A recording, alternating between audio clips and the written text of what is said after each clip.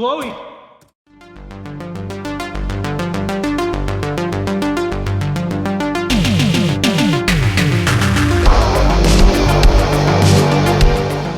Written and directed by Matt Kinksess, we are talking Frequencies of a Lost Podcast. And this is a 2025 micro-budget found footage movie.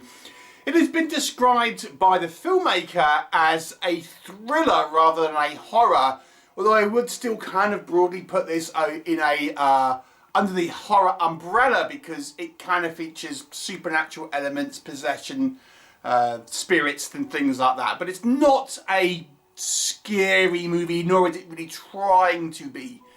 So there you go. Now, what's the story and how do you do a micro-budget film? Now, I don't know the exact budget of this, but I'm presuming it's probably around about $1,000 or so, something along the lines of that. Very, very small budget. You have a small cast. This features 3 actors, pretty much one location, and you have a story that doesn't involve things like VFX or kind of anything too expensive on screen. So what is the story here? Well, it focuses on these 2 podcasters who are doing this kind of particular show about various different things, and they are contacted by a spirit medium who kind of wants to be on their show. And their kind of ethos is interviewing like entrepreneurs, and so this is a little bit outside their sort of comfort zone, but you know, it's a business, I suppose, so why not have her on? So this kind of spirit medium turns up and says that she has been contacted by someone that this podcaster has known in her past and wants to communicate, you know, someone who's passed away. And this podcaster is a bit apprehensive about it, but ultimately thinks that it's a scam and he's going to try and call this kind of spirit medium out on it. So they go ahead, and of course this spirit is real and you know, is after kind of malicious things, shall we say. What will happen? You'll have to watch the movie and find out. So let's talk about it.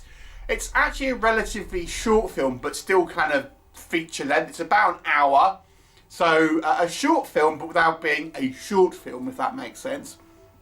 And obviously bearing in mind the budget is so low, you know, what can we say you know, that works in this movie's favour? So I think they've cleverly kind of worked around the budget as much as they can. Now we actually, with a found footage movie as concept, the idea here is you have to kind of believe what's on screen, and I think they've tried to overcome some of the storytelling elements here by having this kind of blurb at the front saying this footage has been re-edited and presented in a way that it tells a story, but it's based on real footage. So therefore you've got the excuse why there's like musical swells and stuff. So you can kind of, I think it's given this film a little bit of leeway in regards to, you know, somewhat kind of cheating in a found footage conceit without it kind of having worked in the story, so to speak. So that I'll give it credit for. And the concept here is it's obviously in this kind of one location, this relatively kind of like self-contained kind of office block type area. And it's like a recording studio, and it's really down to these 3 characters, each of whom ends up coming possessed, and therefore it's kind of, whilst each person is possessed, they clearly know that it's actually happening. So that you kind of, again, it's a way that this movie has been written in the fact that, okay, we're establishing now that the characters actually now can't refute this.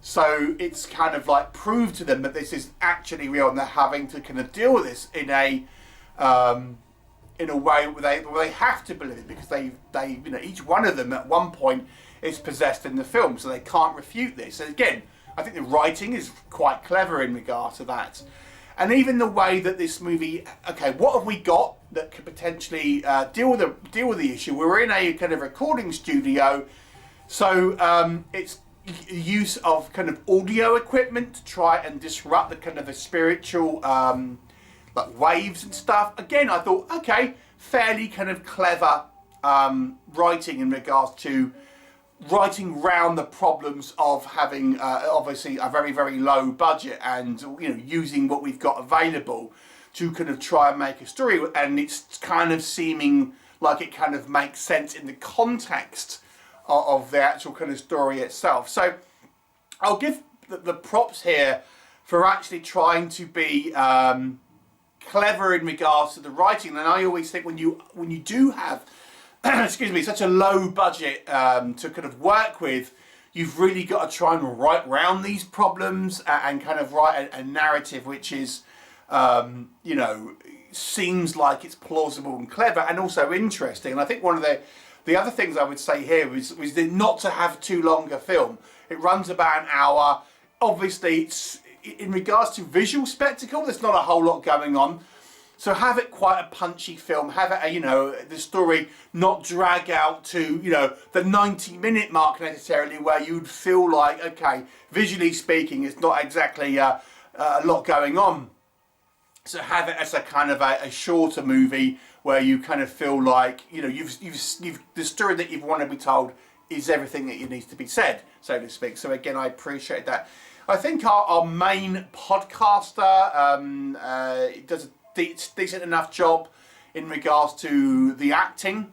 Less so the other two, we'll come on to that. But yeah, I think our main character, at least, I think gives a sort of a fairly kind of believable performance here.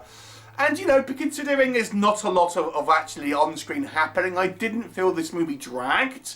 I actually felt the pacing of it was fair. Again, this is helped by the kind of the short runtime here. Let's talk about what doesn't work. Now, as I've mentioned, I felt like our main actress, who is the podcaster, did a fair job here.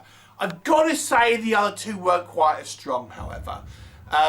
Their performances was not the worst I've seen by any stretch. You know, some of the sequences here come across even to the point where it's a little bit cringe. Not all the time, but there are some sequences, particularly when they're acting possessed. It's a little bit overcooked, let me just say that. I think there could have been more done to create an atmosphere in this movie. Now, like I said, this is trying to be a thriller rather than a horror. But these possessions kind of take place in brightly lit offices and things like this. You know, would it have killed them to flicker the lights and things like that? Or have a bulb blow out or something like that to create a little bit more of an atmosphere? I feel sometimes the movie is a little bit overlit in this kind of work environment. And although, you know, you might say, oh, that's what, you know, spirit mediums are like. It doesn't make the lights flicker and all the rest of it, but fine. But for the sake of the story, I think there could have been more done with the kind of the environment to make this movie feel a little bit more dramatic, a little bit more kind of scary and spooky, because as it stands at the moment, it's kind of quite flat. So I think the direction is a little lacking, but I think the writing is stronger, in my opinion.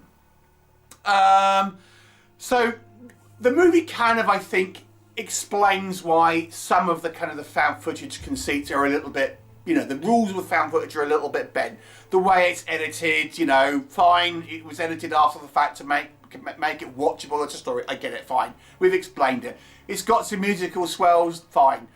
But here's where I think the movie can't get away with a couple of things. So the conceit here is we have this guy who's filming like the behind the scenes stuff of this podcast. Now, when things start to go wrong, I don't really feel there's a particularly strong reason, at least that's given in the context of the movie, why a thing's still filming.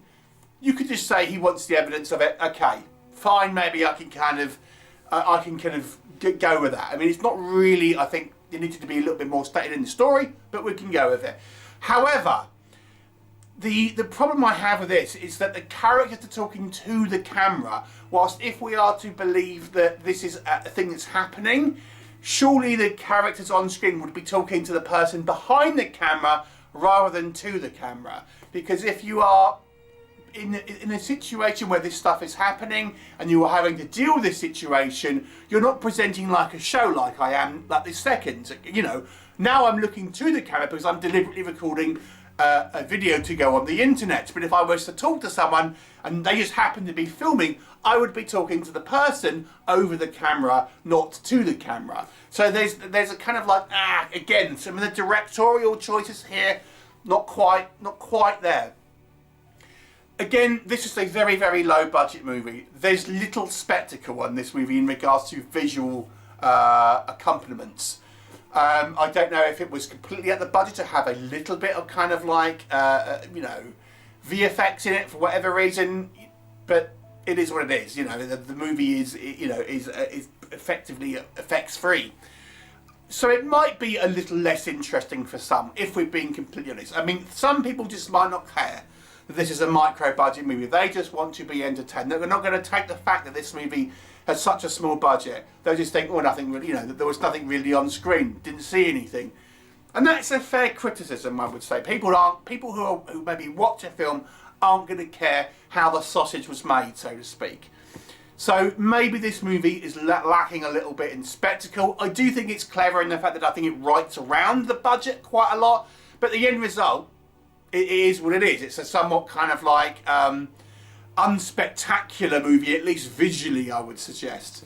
So overall, I think this movie is a fairly good example of writing a movie when you clearly don't have a lot of budget. I don't think the acting is particularly strong from 2/3 of the cast. And I think there could have been more done in regards to creating atmosphere if you can't do like VFX and stuff like that. But it's a kind of like it's a fair effort for a movie which is clearly very low budget.